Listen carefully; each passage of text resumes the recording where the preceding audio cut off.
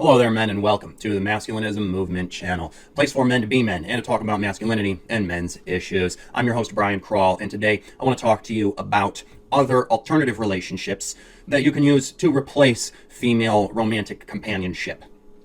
We think of being single as being lonely because of the fact that we are not considering the other relationships we have in our lives that will fulfill our needs, often doing so much better than a female romantic partner ever could. It is through our relationships with other people that our basic needs always have been and always will be met. We rely upon friends, family, and coaches and counselors for emotional and moral support.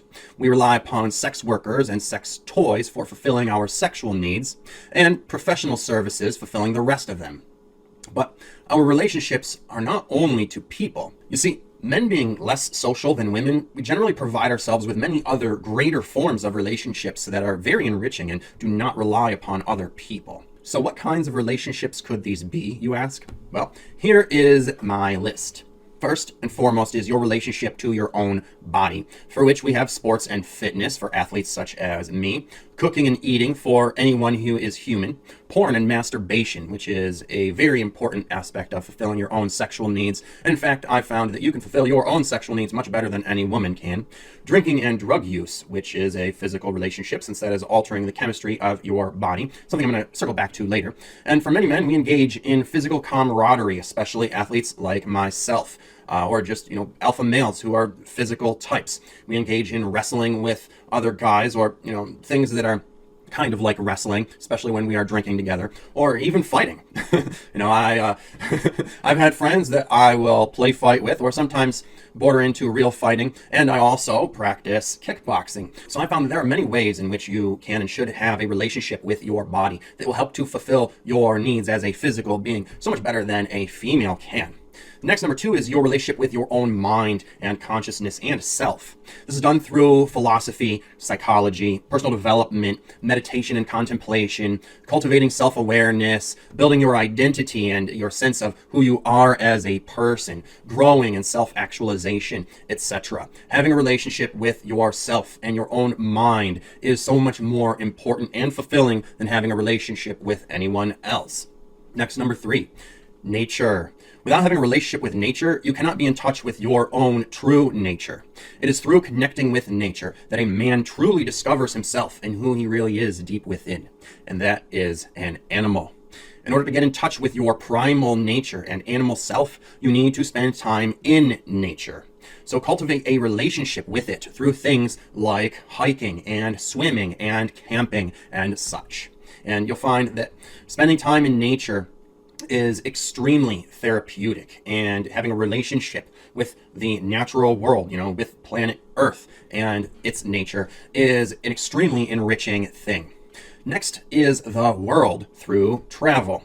Men are supposed to be adventurers, explorers, and conquistadors, to expand their horizons and discover new places, cultures, and whole new worlds. I myself have not only traveled my country of America, consistently throughout my life, but I've also done 2 world tours, and absolutely none of that travel has occurred while I have been in a relationship. Okay? Relationships keep you tied down to one location. And as you grow up, you should be trying to break free from your hometown and not be tied down to one location. And you should never let one person tie you down to one location. Okay? Never let yourself get caught in a comfort zone, because it will just turn into a suffocating bubble. Blow up your comfort zone and make time in your life for travel, because there is too much to see and experience in the world to stay stuck in one place.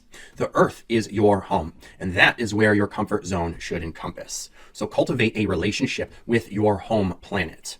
Next is a vehicle, be it a car, boat, bike, or even a plane or helicopter like my uncle does. As men who, as I just said, are supposed to be travelers and adventurers, we tend to look for a special mode of transportation that we like best, and then invest in a vehicle of that type, and then cultivate a relationship with that vehicle, often working on it ourselves, even naming it and giving it a real sense of identity, and thus having a relationship with it. This can be very good for a man, though there is certainly a line that shouldn't be crossed for giving inanimate objects personalities, but perhaps a vehicle, since it moves, is in a sense animate. So find a mode of transportation that you like best and invest in a vehicle that you can have a relationship with, and which will give you the mobility that you need in order to have a relationship with the world and go on adventures. For me, it is a bike when I'm talking about my immediate location. And when I'm talking about having a relationship with the world, I prefer planes and sometimes boats. But I really love planes. I really love being in the air. I've been on 2 world tours, as I've said before. And my favorite part of the tours was not actually the cultures that I experienced, but it was constantly being in the air, which I find to be a very liberating experience. And I actually, as I just mentioned, have an uncle who flies planes and helicopters and is actually a flight instructor who gave me a free flight lesson once when I went out to visit him. And that was literally the most liberating and freeing and fulfilling and empowering and life-changing experience I have ever had. So never underestimate the power of having a relationship with a vehicle and just how much that can do for you. Next, number 6, art and an art form or even a special piece of art. Men can have entire relationships with an art form or even a single work of art. A man can buy an interesting abstract painting and put it in his house and periodically reflect upon it and gain more and more insight from it as time passes on, thus having a relationship with this piece of art, which is probably helping him to grow intellectually far more than a female ever could. A man can have a relationship with music, even if he is not a musician. Or film is an easy one because it is actually the culmination of 4 great art forms of visual arts, writing and storytelling, performance art, and music or sound. And so I, for instance, watch a film every day. As an athlete, I need to stretch every day. I stretch every single muscle and joint in my body, which takes about an hour to an hour and a half. So I watch a movie when I'm doing it every single day. And I thus have a relationship with film, which has given me the ability to become a videographer, have some understanding of how film works so that I can produce videos myself. And I have also found that it is extremely intellectually fulfilling to me. It really helps me to grow mentally, and it gives a lot of meaning to my life because these stories are, as I've said before, part of our modern mythos. All right. So having a relationship with film is a very enriching one. And so even if you aren't an intellectual or an artist like me, art affects us so much that when we engage with it consistently, we're certainly cultivating a relationship with it, one in which we are gaining psychological stimulation from it, much more than you would get from a relationship with a female who is not really going to be intellectually stimulating at all. All right. Even the most intellectual woman I ever dated, and I purposely used to seek out intellectual women to date and try to cultivate relationships with. And even the most intellectual one I ever met, who was a successful filmmaker, was not as intellectually challenging as I needed in a partner. Not anywhere near as intellectually challenging as I am to myself. And you're going to get so much more intellectual stimulation from art, which is something that we as men need. We need that intellectual stimulation. And if you are an artist yourself or are, interested in becoming one, then you have an especially next level relationship with art. One which is interactive and involves having actual objects or tools which you have a relationship with, such as how I have a relationship with my guitars and drums. All right, that is a hands-on interactive relationship that is extremely stimulating and enriching. And you, of course, have a very emotional, intellectual, and creative relationship with the art form itself, one that will be more therapeutic and psychologically fulfilling than any woman ever could, or perhaps even a therapist. All right, and it's worth saying that the effect that women have on men is the opposite of therapeutic. It's toxic. All right. As I've talked about before, they're only sources of drama. They're not good for us emotionally. But practicing an art form is extremely therapeutic. It is extremely emotionally and psychologically stimulating and fulfilling. Now, of course, many men out there are not artistically inclined, but yet, if they have any kind of skills or trade where they use any kind of tools, a similar relationship is had. All right. I talk to plenty of men who practice skilled trades as their job, and they're not into the arts like I am. Many of them are macho men who see art as silly and effeminate. But yet, I could point out to them that what they are doing involves some art and craft. All right. If you are building something, you are doing something creative. You are doing something crafty. So there's some level of art involved. Are you sure to take your daily dose of red pills consistently so that you can stay out of the matrix? The red pill is a medicine that only works if you take it in the right dosage and never miss a dose. One missed dose of red pills can mean turning back into a blue-pilled limp dick simp under the sharp heel of the evil feminist matriarchy. So make sure you are subscribed and that your subscription is set to all so that you never have to miss one of your daily doses of the red pill, because I'm releasing hot new red pill content every single fucking day just to make sure you don't have to. So make sure you will actually get notified when they are released, because you know that YouTube doesn't want to show you things that don't align with its liberal leftist feminazi agenda, and it shadow bans content creators like me who use free speech to speak out against these politics and stand up for the rights of the oppressed masses of men like you and me. And if you want to help me keep fighting the good fight, please donate using the PayPal link below so that I can keep this work alive, because I simply cannot do it without the support of viewers like you. And be sure to spread these messages and share these videos with any other men you know who could use a nice big dose of red pills. But now, speaking of art, let's move on to the next one, which is food, which happens to be my favorite art form. And everyone has to eat, obviously. And while culinary artists such as myself definitely have a special relationship with food, the rest of us should have one too. After all, we have to eat multiple times a day just to stay alive. So the relationship is there. It's just that most people these days neglect it, and thus their bodies as well.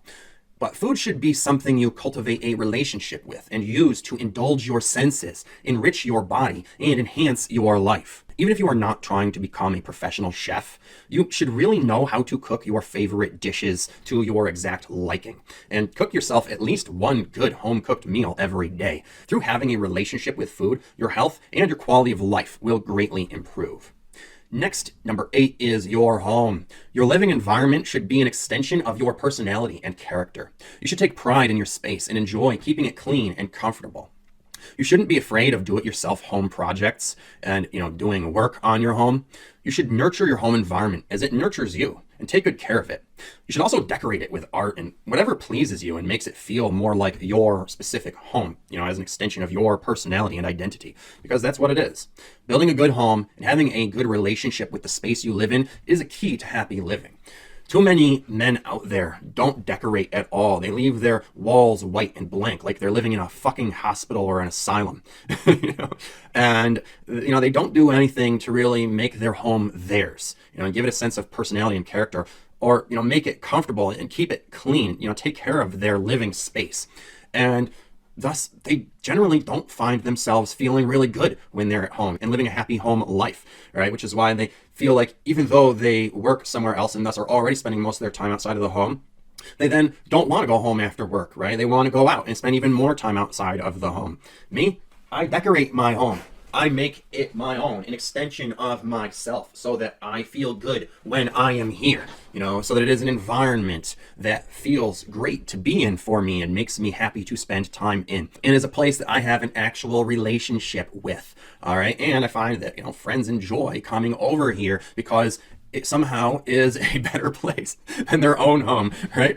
But that wouldn't be the case if they had a relationship with their own home. And if you're paying so much in rent as we all are doing these days, it only makes sense that you ought to do something good with the place that makes you, feel nice to be in, right? But moving on, next is God, spirituality, or religion. For religious people, or people who believe in God or are spiritual people such as myself, that is something that they have a strong relationship with. Many religious types have a church or place of worship that they attend, which is kind of like having a spiritual relationship with a sacred space. But many people are not very religious these days, but still believe in God and are more spiritual, such as myself.